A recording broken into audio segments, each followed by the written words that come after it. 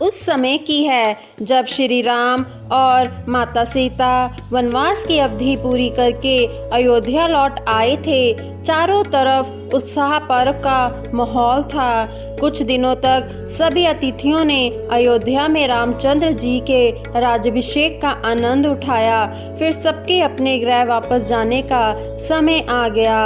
अन्य सब लोग तो श्री राम के राज्याभिषेक के उपरांत अपने अपने राज्यों को लौट गए, पर हनुमान जी ने श्री राम प्रभु के चरणों की सेवा करने का मन बना लिया और किष्किंधा वापस न लौटकर अयोध्या वासी हो गए। अयोध्या में दिन व्यतीत होने लगे। माता सीता भी पिछला भूलकर आगे की सुध लेने लगी। एक दिन उन्हें विचार आया कि कैसे हनुमान जी ने उन्हें खोजने में तत्परता दिखाई। रावण का घमंड चूर किया, लंका का दहन किया, अशोक वाटिका में ही मात्र कुछ फलों से अपनी भूख मिटाने और थकान उतारने का कष्ट किया। युद्ध में भी राम लक्ष्मण जी की बहुत सेवा की। लक्ष्मण को शक्तिपात से बचाने हेतु संजीवनी लाने के लिए पूरे पर्वत श्रृंखला ही उठा लिया। फिर रावण से भी राम लक्ष्मण को बचाया। इस भांति बहुत सारे उपकार किए थे उन्होंने। माता स्वरूप सीता माँ को अशोक वाटिका वाली हनुमान जी की भूख याद आते ही विकल हो गई और उन्होंने अपने आशीर्वाद स्वरूप अपने ही हाथों बनाया भोजन हनुमान जी को कराने का निश्चय किया। कुछ समय निकल जाने के पश्चात माता सीता ने हनुमान जी को भोज पर निमंत्रित करने का मन बनाया। हनुमान बाबा को निमंत्रण भेज दिया गया। माँ के हाथों बना प्रसाद स्वरूप भोजन करने को मिलेगा, यह जानकर हनुमान जी तो बहुत प्रसन्न हुए।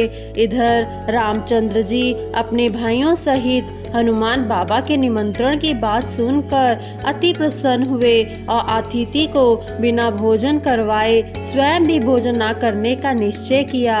निश्चय दिन पर सभी हनुमान जी के आगमन की प्रतीक्षा करने लगे। हनुमान जी अपने समय पर आ गए और माता सीता ने उन्हें उचित आसन प्रदान किया।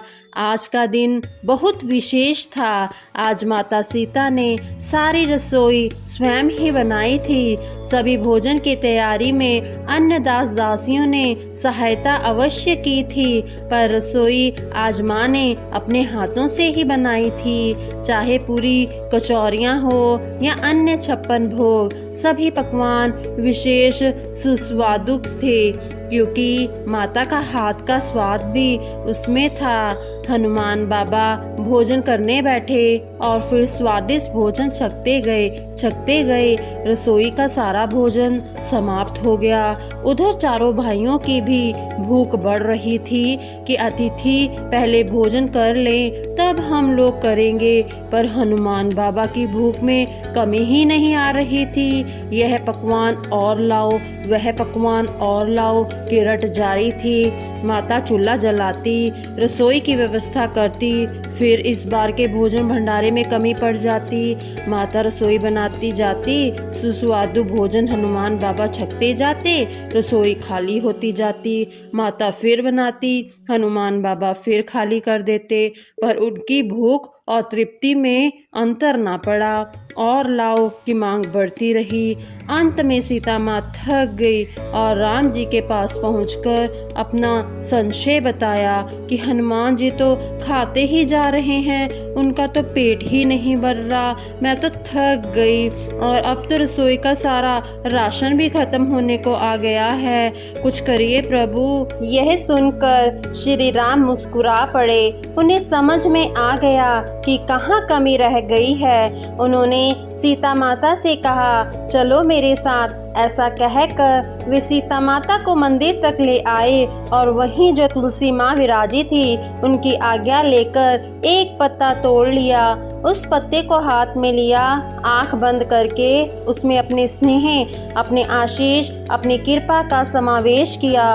फिर सीता माँ को देकर कहा, लो इसे हनुमान को खिलाओ और देवी इससे अपने पुत्र को संतुष्ट करो। हनुमान बाबा को माता ने तुलसी दल खिलाया और उस तुलसी दल से माता सीता, माता तुलसी और प्रभु श्री राम का भी आशीर्वाद प्राप्त कर उनकी भूख एकदम से शांत और तृप्त हो गई। यह देख माता हंस पड़ी, बोली, पुत्र तुम्हारी महिमा केवल तुम्हारे प्रभु जानते हैं, वो भगवान और तुम उनके भक्त। मैं माता तो बीच में यूं ही आ गई।